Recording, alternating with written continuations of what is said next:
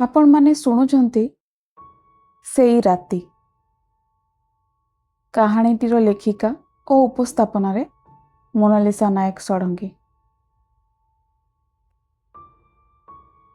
BTech सरिला परे भुवनेश्वर गोटे छोट कंपानी रु ऑफर आसला मो पाई।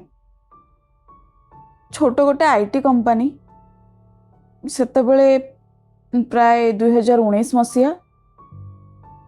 भाविली एमिति घरे बसिकी रही आउ गोटे बड़ कंपानी की अपेक्षा करने अपेक्षा छोट कंपानी रे जाइकी जॉइन करनवाटा ही भल।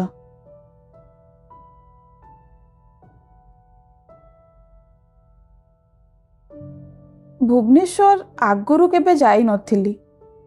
छोट बेले बोधे थरे दिथर जाइछि बापांको सहित, किंतु बड़ हैला परे आ भुवनेश्वर जाइनी। केबे किछि काम पड़िनी सेथिपई जाइनी। तो बो बापांकर भी टिके चिंता थिला, केबे एकुटिया रहिनी मु, मोर केही सांग साथी भी सेठी नाहांती। सेथिपई टिके समस्ते चिंतारे थिले। बहुत खोजा खोजी करिबा परे गोटे घर मिलिला। ब्रोकर को धरिकी गोटे रूम आउ किचन अटैच बाथरूम रो गोटे 1 आरके रो गोटे घर पाइली। जानी छंती तो भुवनेश्वर रो घर भड़ा बहुत बोली। कैरियर आरंभ मात्र मोर एते पैसा कोठु आनिबी भला रूम पाइका। जहाँ भी मिलुछि रही जाए कष्टे मष्टे, परे देखिबा। रूम टी थिला उत्कल हॉस्पिटल पाखरे। ये भितर को हबो सेमिति कही लोक रहु नथिले आख पाखरे। सेही समय रे मते एते सस्ता रे घर मिलिला बोली मु भारी खुशी थिली। लोक माने कहउथिले जे घरटा पुरुणा किंतु भल जगार रे अछि आउ रेंट मध्य बहुत कम थिला। मु बेसी किछि भाबिलिनी, सांगे सांगे एडवांस दे देली ओनर को। से घर रो ओनर सेठी रहु नथिले। तळ फ्लोर टा पूरा फांका थिला आउ चाबी पड़ी थिला। खाली जा ऊपर फ्लोर टा से मते छाड़ी थिले गोटे रूम। जेते बेले ब्रोकर नहीं मते से रूम टा को देखैले, मु प्रथमे तले से रूम टा को देखिली मते गोटे केमिति केमिति भीतरु लागुथिला। केमिति गोटे माड़ी पड़िला भलिया लागुथिला। किंतु मु किछि कहि नथिली ब्रोकर को। प्रथम दिन जाई कि सबु जिनस पत्र लगेई कि बहुत थकी जाइथिली। जेणु तेणु करी कि सबु जिनस पत्र साइज कर देइथिली आउ टिके भात आलू चोखा करी खाई देइथिली। आउ एते थका लागुथिला जे सोई पड़ली सांगे सांगे। सेतल को प्राय राती 11टा हबो। एते थका थिला मते जे निद कुआड़े हे गला किछि जणा ही पड़ी नथिला। सकाळु आखी खोलिला बेलकू 8टा बाजिलानी। सांगे सांगे उठिकी तरतर रे सबु निज काम सारी रेडी हेई बाहरी पड़ली ऑफिस को जीवी बोली। प्रथम दिन मनर टिके डर डर लागुथिला, कहीं ना चाकरी रो मोर कोनोसी एक्सपीरियंस नथिला। प्रथम कंपनी एबे तो जस्ट पाठ पढ़ी की ही बाहरी थिली। तो मनर टिके भय थिला। जहाँ हो ऑफिस चलिली। ऑफिस टा रूम पाखरु प्राय अध घंटे रास्ता थिला। ऑटो मिलुथिला, ऑटो रे चली गली। फास्ट दिन ऑफिस जाई देखे तो ऑफिस टा टिके छोटो थिला। टिके कहते गले भल ही छोटो थिला। प्राय तो कलीग माने 20-30 जन थिबे, किंतु कलीग माने बहुत फ्रेंडली थिले। समस्तଙ୍କ संगरे कथाबार्ता हैला। समस्ते बहुत किए कुआड़ू आसी थिले चाकरी पाई। मो बयस रे प्राय तो कहीं नथिले, सबू मोठू सीनियर थिले। से जहा हो भलरे भलरे से दिन ଅଫିସଟା କଟିଲା। ସନ୍ଧ୍ୟା 7টাରେ ଅଫିସ ସରିବାରୁ ମୁଁ ରୁମ୍କୁ ଫେରିଲି। ମନରେ ଟିକେ ଖୁସି ବି ଥିଲା, କାହିଁକି ନା ଆଜି ଅଫିସରେ ଦିନଟା ଭଲରେ ଯାଇଛି। ସମସ୍ତଙ୍କ ସହିତ ମୋର ଭଲ କଥାବାର୍ତ୍ତା ବି ହେଇଛି, ଆଉ କାମ ବି ଠିକ୍ଠାକ୍ ହିଁ କରିଛି ମୁଁ ଆଜି। ଏଇଆ ଭାବି ଭାବି ରାସ୍ତାରେ ଚାଲିଥାଏ ମୁଁ। ସେଦିନେ କ'ଣ ମନ ହେଲା, ନାଇଁ ଟିକେ ଚାଲି ଚାଲିକି ଯାଏ ରୁମ୍କୁ, ଦେଖିବା ଚାଲି ଚାଲି ଗଲେ କେତେ ବାଟ। ଚାଲି ଚାଲି ଯିବାରୁ ପ୍ରାୟ ମୋତେ 45 ମିନିଟ୍ ଭଳିଆ ଲାଗିଲା। ଯେତେବେଳେ ମୁଁ ଯାଇ ସେଇ ଗଳିରେ ପହଞ୍ଚିଲି, ଗଳିଟା ପୁରା ଅନ୍ଧାର ଥିଲା। ମାନେ ଲାଇଟ୍ ପୋଷ୍ଟ ଅଛି, କିନ୍ତୁ ଲାଇଟ୍ ଜଳୁନି। ମନେ ମନେ ଭାରି ବିରକ୍ତ ହେଲି, ଆଉ ଭାବିଲି କି ଏଠି କ'ଣ ଗୋଟେ ବି ଲାଇଟ୍ ଠିକ୍ ସେ ଜଳୁନି, ଆଉ ଏଠିକା ଲୋକମାନେ କମ୍ପ୍ଲେନ୍ କାହିଁକି କରୁନାହାନ୍ତି, ଏମିତି ଅନ୍ଧାରରେ ଯିବା ଆସିବା କରୁଛନ୍ତି। ଏଇଆ ଭାବିକି ବିରକ୍ତ ହୋଇକି ମୁଁ ରୁମ୍ ଆଡ଼କୁ ଆସିଲି।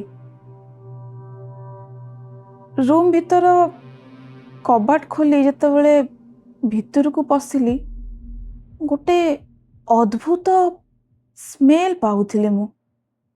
ଗନ୍ଧଟା ଏତେ ତୀବ୍ର ଥିଲା ଯେ ମୁଣ୍ଡ ବିନ୍ଧିବା ଆରମ୍ଭ ହେଇଗଲା ମୋର। କ'ଣ କରିବି ବୋଲି ଭାବିକି କେଉଁଠୁ ଏ ଗନ୍ଧଟା ଆସୁଛି, ସାଙ୍ଗେ ସାଙ୍ଗେ ଯାଇକି ଗୋଟେ ଧୂପକାଠିଟେ ଜଳେଇବାକୁ ଲାଗିଲି।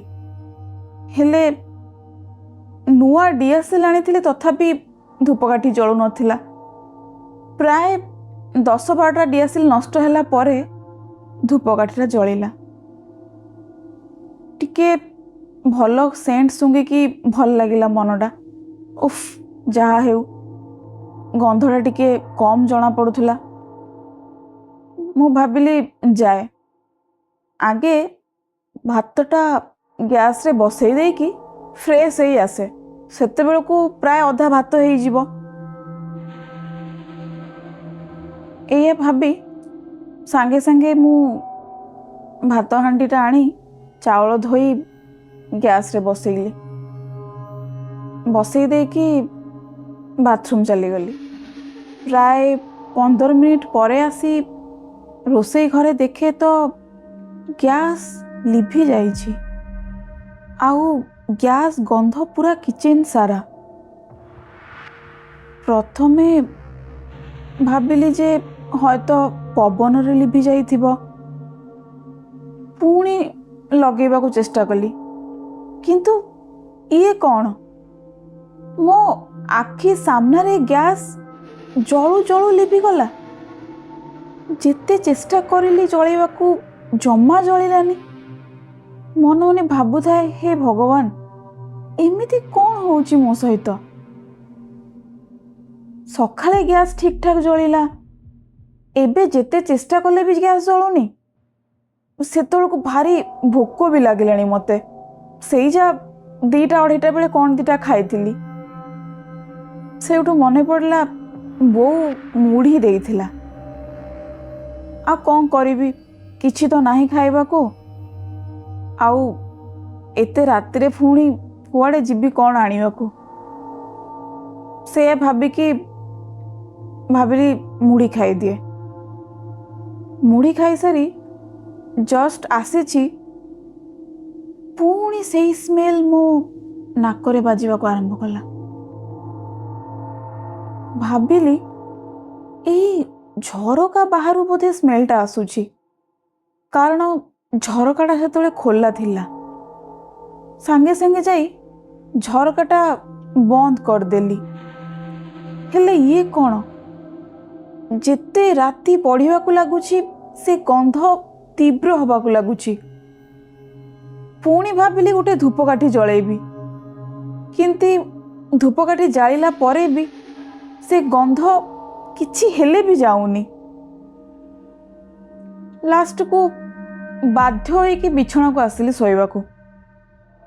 ମନେ ମନେ ଭାବିଲି ଯାହା ଗନ୍ଧ ହେଉଛି ହଉ, कष्टे मष्टे शोई पड़े काली सकाळे उठिकी देखिबी जे गंधटा कोठु आसुची से भाभी आखि को बुझिकी शोइबाकू चेष्टा कली किंतु कथारे अछि ना आम सिक्स सेंस सबु बेले सचेत थाए मन को गोटे अजଣା भय माड़ी आसुथिला हठात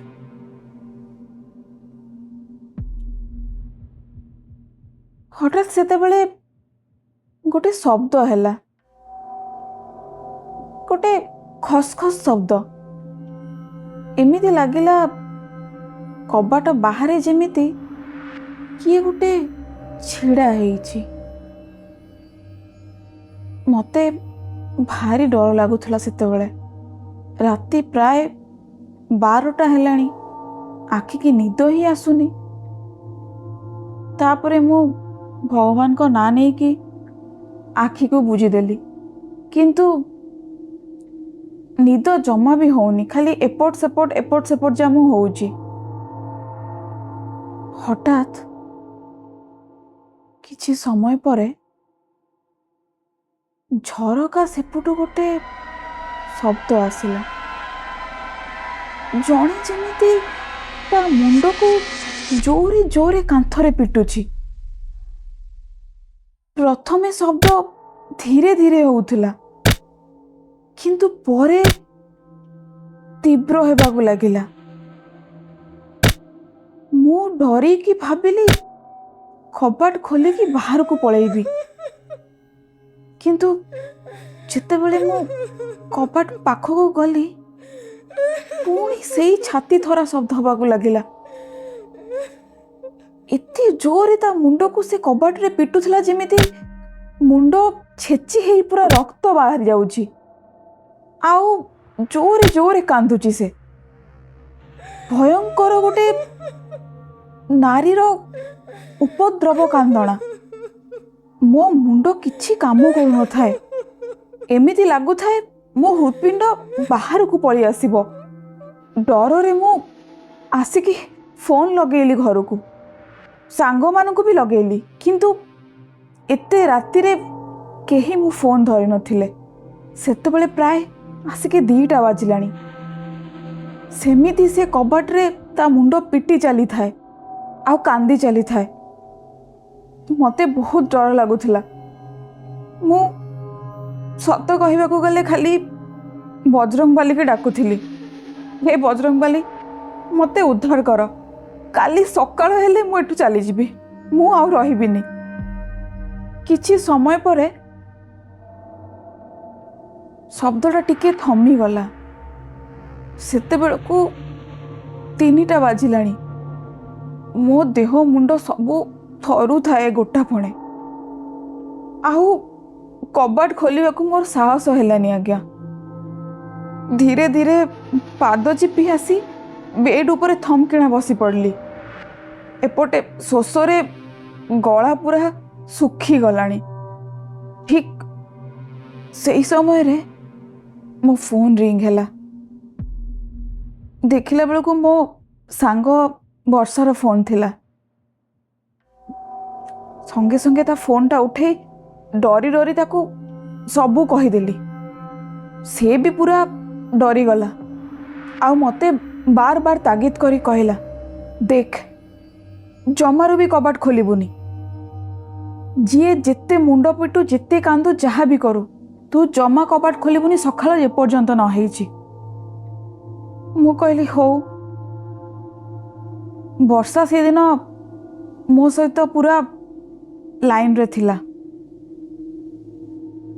प्राय 45 मिनिट हो गलानी किछि स्वर शब्द आउ पाइनी जेमिति पूरा निस्तब्ध राति आउ सबू निघोड़ निदरे शोइचंती मनरे पूरा कौतूहल डाकुथिला जे कौन हैला कौन कबाट खोलिबी एपटे वर्षा मते पाटी करुछि नाई जमा कबाट खोलना किए नाई किए हेइथिबो तथापि मन को टिके संभाळिली भाबिली ଯାହା ହବ ଦେଖାଯିବ। ବେଶୀରୁ ବେଶୀ କ'ଣ ହବ? ମରିଯିବି ତ? ହଉ ଦେଖିବା। ମରିବା ଆଗରୁ ଯିଏ ଥିବ ତାକୁ ମାରିକି ମରିବି। ମନେ ମନେ ମୁଁ ଏମିତି ଭାବୁଥିଲି। ଡରରେ ପୁରା ଯଦି ମୋତେ କିଏ ପେଲି ଦେଇଥାନ୍ତା ମୁଁ ସେଇଠି ପଡ଼ିଯାଇଥାନ୍ତି ଆଜ୍ଞା। କିନ୍ତୁ ସାହସ ମନରେ ବାନ୍ଧିକି ରଖିଥିଲି। ପାଦକୁ ଚାପି ଚାପି ଧୀରେ ଧୀରେ କବାଟ ଆଡ଼କୁ ଆଗେଇଲି। ତାପରେ ଆସ୍ତେ କିଣା ଛିଟକାନି ଖୋଲି କବାଟଟାକୁ ଟିକେ ଫାଙ୍କା କଲି। ଫାଙ୍କା କରି ଟିକେ ଅନେଇଲି ବାହାରକୁ, କିନ୍ତୁ କିଛି ଦିଶୁ ନଥାଏ। ତାପରେ କବାଟ ଖୋଲି ବାହାରକୁ ବାହାରିଲି। ଦେଖେ ତ କେହି କୋଉଠି ନାହାନ୍ତି। ଆଶ୍ଚର୍ଯ୍ୟ, ଯଦି କେହି କୋଉଠି ନାହାନ୍ତି ତାହେଲେ ଏତେ ଜୋରେ କିଏ କାନ୍ଦୁଥିଲା? କ'ଣ ମନକୁ ଆସିଲା, ଟିକେ ଛାତ ଆଡ଼କୁ ଚାଲିଗଲି। ବର୍ଷା ସେମିତି ମୋ ସହିତ ଲାଇନରେ ଥିଲା। ହଠାତ୍ ବୁଲି ପଡ଼ିଲା ବେଳକୁ ଦେଖିଲି ଯେ କେହି ଜଣେ ଛାତର ଗୋଟେ ସାଇଡରେ ଛିଡ଼ା ହେଲା ଭଳି ଲାଗିଲା। ଅନ୍ଧାରରେ କିଛି ସ୍ପଷ୍ଟ ଦିଶୁ ନଥିଲା। ଏମିତି ଲାଗୁଥିଲା ଯେମିତି ଗୋଟେ କଳା ଛାଇ ଭଳିଆ ଦିଶୁଛି। ମୋ ଦେହ ହାତ ଶୀତୁରି ପଡ଼ିଲା। ଇଚ୍ଛା ହଉଥିଲା ସେଇଠୁ ଦୌଡ଼ିକି ଘରକୁ ପଳେଇ ଆସେ ରୁମକୁ। କିନ୍ତୁ ମୋ ଆଖି ସାମ୍ନାରେ ସେ କଳା ଛାଇର ଅସ୍ପଷ୍ଟ ଇଏକୁ ଦେଖିକି ହଠାତ୍ ପାଟିରୁ ବାହାରିଲା, କିଏ ସେଠି ଛିଡ଼ା ହେଇଛି? ଆରେ କିଛି କହୁନ କ'ଣ ପାଇଁ? କିଏ ତମେ? ଏତେ ରାତିରେ ଏଠି ଛାତ ଉପରେ ଏକାଟିଆ କ'ଣ କରୁଛ? ଏମିତି ପାଟି କରି 2 ପାଦ ଜଷ୍ଟ ଆଗକୁ ବଢ଼େଇ ଦେଲି, ହେଲେ କିଛି ସ୍ୱର ଶବ୍ଦ ନାହିଁ କାହାର। ସେତେବେଳକୁ ମୁଁ ସାହସ କରି ପାଖକୁ ଯିବାକୁ ଲାଗିଲି। 4 ପାଦ ଖଣ୍ଡରୁ ଆଗେଇଛି, ଯେମିତି ସେ ଛାଇ ଜାଣିପାରୁଥିଲା ମୁଁ ତା ପାଖକୁ ଯାଉଛି ବୋଲି। ସେ ଜୋର ଚିତ୍କାର କରି ଶବ୍ଦ କରି କହିଲା,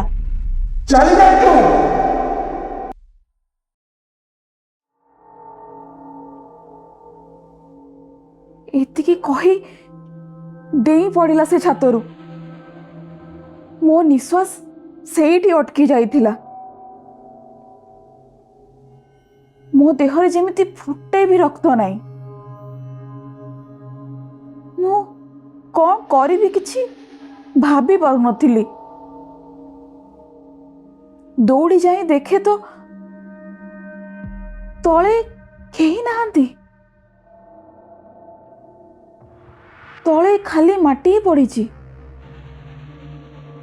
ଯଦି କେହି ଡେଇଁଥାନ୍ତା ତା ଦେହ ସେଠି ପଡ଼ିଥାନ୍ତା କି ରକ୍ତର ଛିଟା ପଡ଼ିଥାନ୍ତା କୋଉଠି ବି ହେଲେ।